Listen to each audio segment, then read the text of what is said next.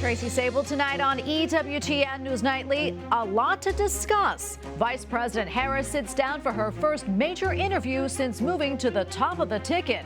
We have analysis from media and presidential campaigns expert Todd Bell. Assisted suicide in the U.S. A preview from West Virginia, where voters are set to weigh in on a measure to ban euthanasia. Top of the list, why a nationwide study by Princeton Review is highlighting a small Catholic college in California. And playing the Pope. In part 2 of our interview with actor Jon Voight, he discusses his career, including his role as one of the most beloved figures in church history. These stories and more tonight. From EWTN, the Global Catholic Network, this is EWTN News Nightly. Thank you for being with us on the Feast of St. Jean Jugan. Our top story tonight, abortion returns to the forefront in the race for the White House. Kamala Harris' campaign just announced a pro-abortion tour of battleground states, and former President Donald Trump gets pushback for his stance on abortion and IVF, two issues at odds with Catholic Church teaching. White House correspondent Owen Jensen reports. Owen. Tracy, polls show the economy is usually right at the top for voters, but abortion and immigration rank high as well. Those issues surfaced in the last 24 hours with Vice President Kamala Harris taking questions on camera and former President Trump hitting the campaign trail. Fresh off her first sit-down interview since becoming the Democratic nominee, Vice President Kamala Harris reveals plans for another pro-abortion tour, 50-plus stops, traveling by bus beginning Tuesday in Florida. Her campaign says elected officials and celebrities will join stops along the route to talk about all that's at stake this November. In Michigan Thursday, former President Donald Trump slamming his opponents over abortion. I was just telling this reporter the real problem and the real radicals on that issue are the Democrats, where you can have an abortion in the 9th month. But on IVF, which the Catholic Church opposes, he announced this. That under the Trump administration, your government will pay for, or your insurance company will be mandated to pay for, all costs associated with IVF treatment, fertilization for women, IVF treatment. Because we want more babies, to put it very nicely. Pro-life advocate Lila Rose asking in a post on X, how is this morally different than the contraceptive mandate under Obama? Harris's running mate, Governor Tim Walz, was questioned about his recent comments about IVF. So I spoke about our infertility issues because it's hell, and families know this. And I spoke about the treatments that were available to us that had those beautiful children there.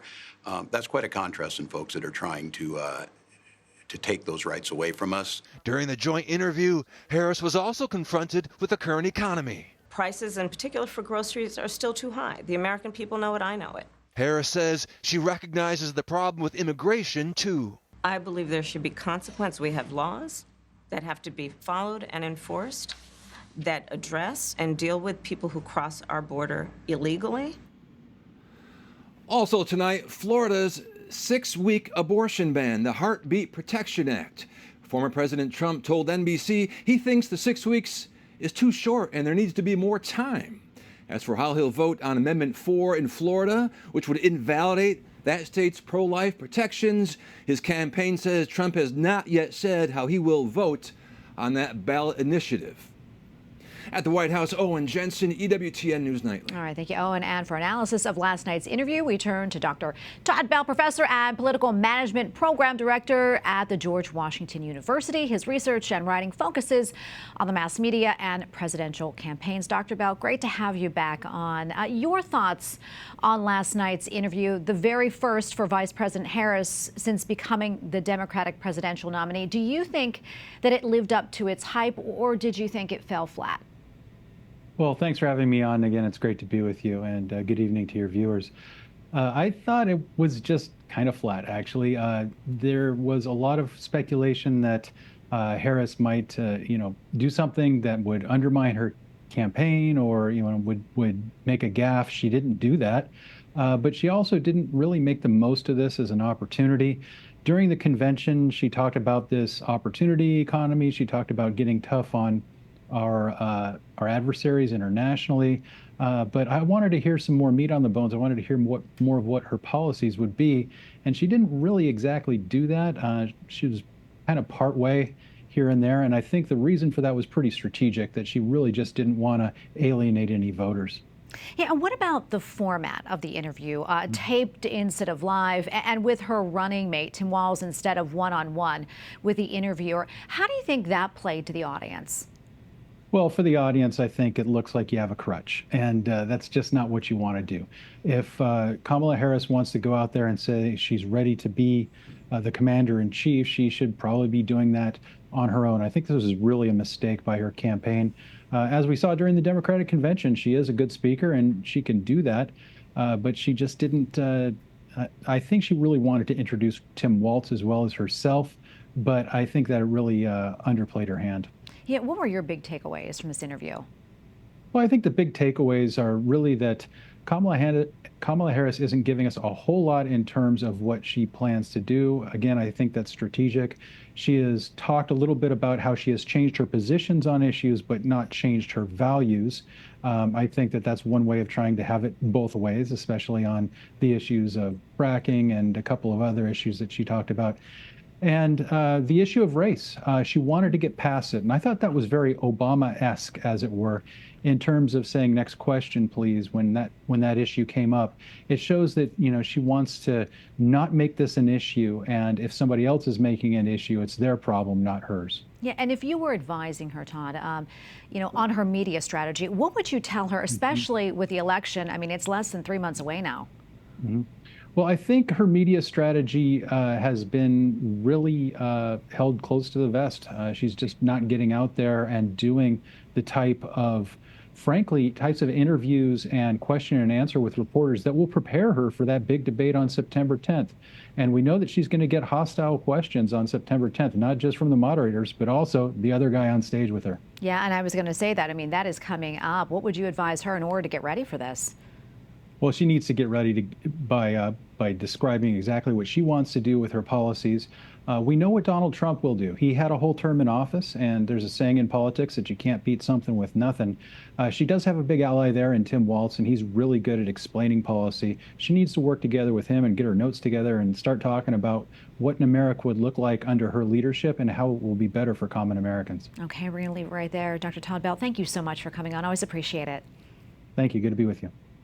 All right, now to the Middle East, where Israel presses on with day 3 of its operation in the West Bank. The Israeli police released this video right here showing the killing of a senior Hamas leader. Israeli forces say the raids across the West Bank have killed at least 19 people.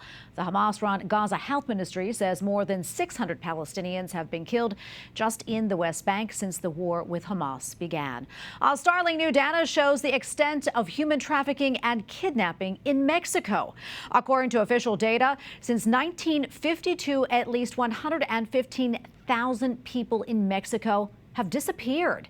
This as the drug cartels and organized crime tighten its grip on several states. Many mothers have dealt with children who have just never come back home. They say they lean on their faith to help them deal with the suffering. Last year, the church reinstituted its Mass for missing children at the Shrine of Our Lady of Guadalupe.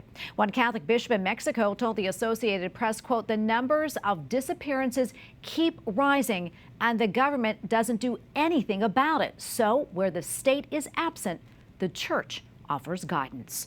While Pope Francis releases his prayer intention for the month of September.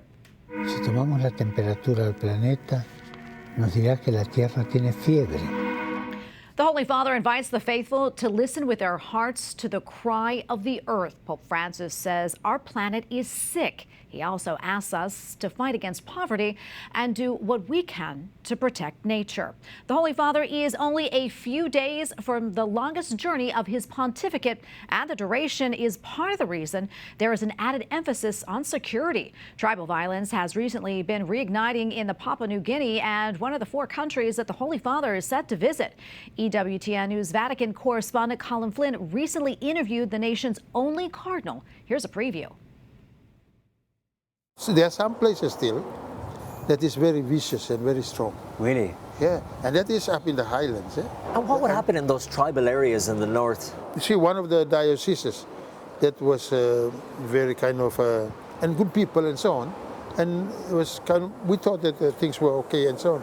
But now we are hearing of some, really killing and so on like that. That is one of our dioceses. I don't know why they do it.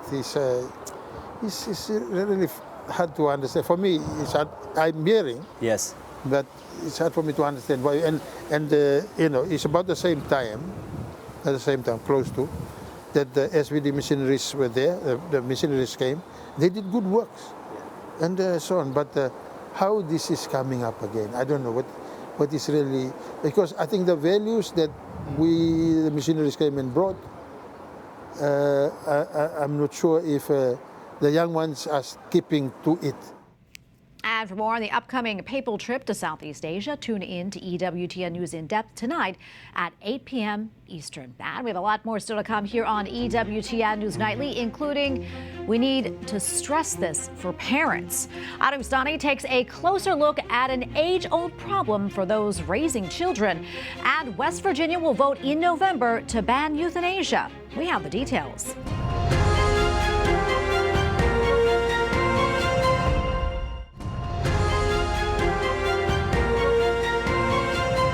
Officials in Poland approve a measure making it easier to get an abortion. The majority Catholic country issued guidelines to doctors reaffirming the legality of abortion for health reasons with the consent of a doctor. Currently, in Poland, abortions are permitted for only some health reasons. The new guidelines come after Prime Minister Donald Tusk tried to legalize abortion up to the 12th week. The proposal failed to gain enough support in Parliament.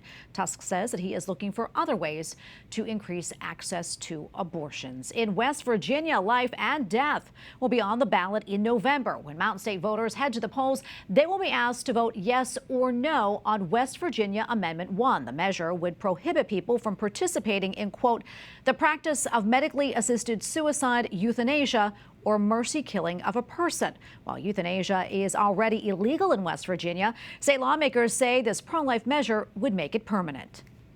In the United States, there are 10 states that have already legalized the practice, and many more are likely to follow next year. And so we're trying to act swiftly to secure the prohibition against medically assisted suicide in West Virginia's state constitution. Some of the states where euthanasia is currently legal include Maine, California, Colorado, New Jersey, Vermont, and Washington, D.C. An alarming new report from the Department of Health and Human Services reveals that 41% of parents report being too stressed to function most days. Parents report more stress compared to other adults. In fact, 41% of parents say that most days they are so stressed they cannot function. When stress is severe or prolonged, it can impact our mental and physical health. The report, developed under the direction of U.S. Surgeon General Dr. Vivek Murthy, addresses the mental health of the 63 million parents of children in the U.S. and its implications for the welfare of their children. Financial strain and the demands are cited as two of the biggest factors affecting stress levels, along with social media, child safety, and parental loneliness as other important aspects. And here now to discuss the report's findings is Dr. Katherine Pik, Director of Social Research and Associate Professor at the Catholic University of America. So good to be with you again. So talk to us about the study. What were your biggest takeaways from this report? Yeah, the biggest takeaways, right, this is like a report that says the sky is blue. But is it difficult to raise kids today? Is it maybe getting harder? Yeah, that's a takeaway, and it helps to pull it all together. So I would like to say that that's a big takeaway, that whatever my issues with the Surgeon General's office, and I have them from time to time, as everyone does, this is a welcome report, right, to sort of help us sort of see, no, look, parenting is not just difficult, but there's a sense we all have that it's kind of off the rails, like it's unhinged in a way, that parents are facing challenges that their parents and grandparents didn't face. And so I think those are my big takeaways, that sort of pull it all together, 100 and some studies, a nice summary of the fact that parents have questions, and is it supposed to be this hard, right? Yeah. So, yeah. Yeah, and we're on it together, really, as parents. Yes. I know 70% of the parents in this report said that parenting was more stressful today than it was 20 years ago. You know, can we quantify that? And what about your research? Are you finding that out? Yeah, definitely. So I would like to say that I think this is correct. So it's going to be difficult to quantify that. Probably what people are responding to is a perception or a sense, you know, that their own parents didn't seem to find parenting as difficult, that maybe their grandparents didn't find parenting as difficult. So I think it's hard to quantify, put a real tight number on that. But I believe the number. I believe that it is more difficult today. And I'd like to think, or maybe point to research we've all recently been reading, research by Jonathan Haidt, The Anxious Generation, about how difficult it is to parent in the social media age. I mean, that's something that wasn't a thing 20 years ago.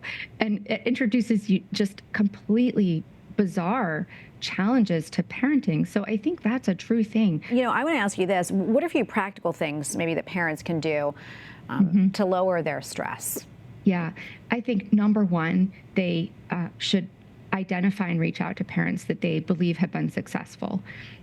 This is an underrated, you know, practice. You know, who do you think? You look around, you say, who's raised good kids? Like, you look around, you're like, whose kids are like relaxed and happy, and who are the parents of the people I'd like to have as babysitters, the kids that I would trust as babysitters. So that's, you know, number one, because a lot of times what reduces your anxiety is someone who just looks across the table and says, you know what, this too shall pass. Right. And I was there, and before you know it, it won't.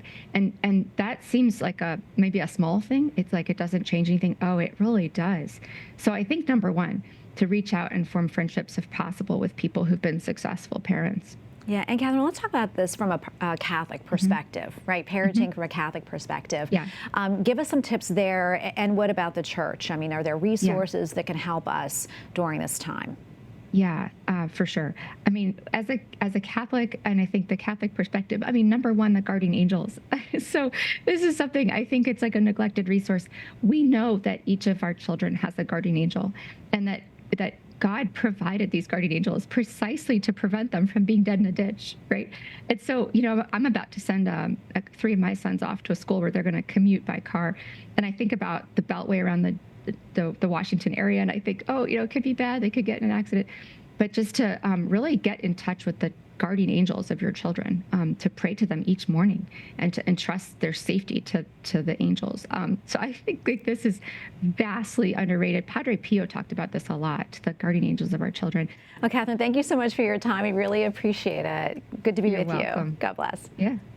Well, as the Labor Day weekend approaches, the Transportation Security Administration predicts domestic air travel will be up while prices at the pump will go down. According to Gas Buddy, the average price will continue its decline, falling to $3.27 per gallon on Labor Day. The national average would be 50 cents per gallon, or 13% below last year's tally. In total, it is set to be a savings of $75 million. Well, that's a lot. And if you're flying, the TSA expects this Labor Day weekend to be the busiest on record.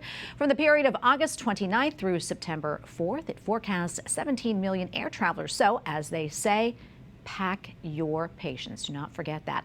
Up next on EWTN News Nightly, a holy see.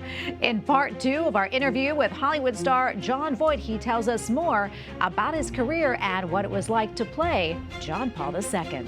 Plus, the most conservative collegiate students are to be found in California. We have the details.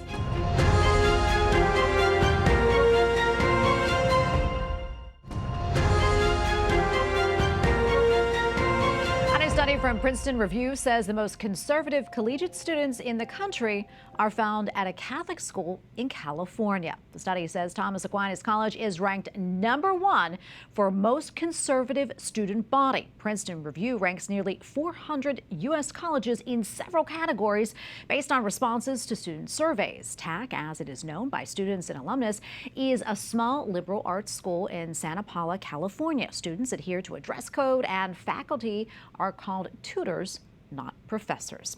Well, several other Catholic schools also made the list for most conservative students, with the University of Dallas at #6 and Assumption University in Massachusetts ranked 20th. As we mentioned yesterday, a movie about the life of Ronald Reagan, the 40th president of the United States, hits theaters today. Reagan stars Dennis Quaid, Penelope Ann Miller, and Academy Award winner Jon Voight. Yesterday, Voight discussed the movie and why he thinks it is perfectly timed to be seen leading into November's election. In part 2 tonight, he tells us what he hopes viewers learn from the film and discusses a very important role from earlier in his career. And one of your co-stars in Reagan, David Henry, Catholic actor as well, he says he hopes the movie provides a message of unity to the audience. Talk to us about that and what you hope that folks get from seeing this film. Yeah, well, you're seeing a man who had tremendous grace and really was did the job awfully well. And yet you're seeing how much pressure there was on him continuously, the difficulty of being the president of the United States, tremendous pressure on a daily basis, and how he handled it. There are lots of messages here. I think what he was referring to was there's a sequence where Tip O'Neill, played by a wonderful actor, and Reagan have coming together after the assassination attempt, and they say a prayer together. And it shows you people from different parts of the aisle, coming together in friendship, meanwhile disagreeing on many things politically. So that's part of the message as well. John, before I let you go, I have to ask you about this. We all know that you played Pope John Paul II at one point, and being raised Catholic, and I know your mother was very devout. What did that mean to you? What does it mean to me that I played John Paul II and my mother was devout? I think my mother was upstairs, very, very happy that I was attempting to play John Paul II. Thought that would straighten me out a little bit. Yeah. And perhaps it had a tremendous influence on me, actually. I had a great regard for John Paul II, and John Paul II, of course, and Margaret Thatcher and Nancy Reagan were part of the greatness of that presidency with Ronald Reagan. So John Paul II, he also had an assassination attempt, and they had a kind of a link between them. And with those personalities made a great difference, and brought about the end of the Soviet Union together. So, so there was a lot of things about the portrait of John Paul II that gave me an insight into Ronald Reagan as well. Yeah, very special relationship that they had there. John, before I let you go, anything else you'd like to share with our audience? Well, I just would like to share the fact that we have a nice film out there that people will really take heart from and enjoy, and that's a bit of a blessing. And that, when I say a blessing, I say the fact that this came at this time, I believe was foreordained. I see God's hand in many things, and I see it in this. This picture became. It had a difficult birth because of the length of time that we had to work on it, and things didn't seem to go right for a long time. But the fact was that all of that led to the fact that it was postponed to be coming out at a perfect time. So I think it's we look for these little things that are happening and say, well, God's hand is in this. I say that to the Catholic audience. That's my contribution to being on this particular show and talk to the Catholic audience, that God's hand is everywhere. And sometimes we forget about that. Absolutely. John, thank you so much for coming on and talking to us about this film. We really appreciate it. God bless you. God bless you. And again, Reagan hits theaters today. We thank you for watching tonight. Remember, you can follow us on social media, Facebook, X, and Instagram at EWTN News Nightly. I'm Tracy Sabol. Good night, and God bless.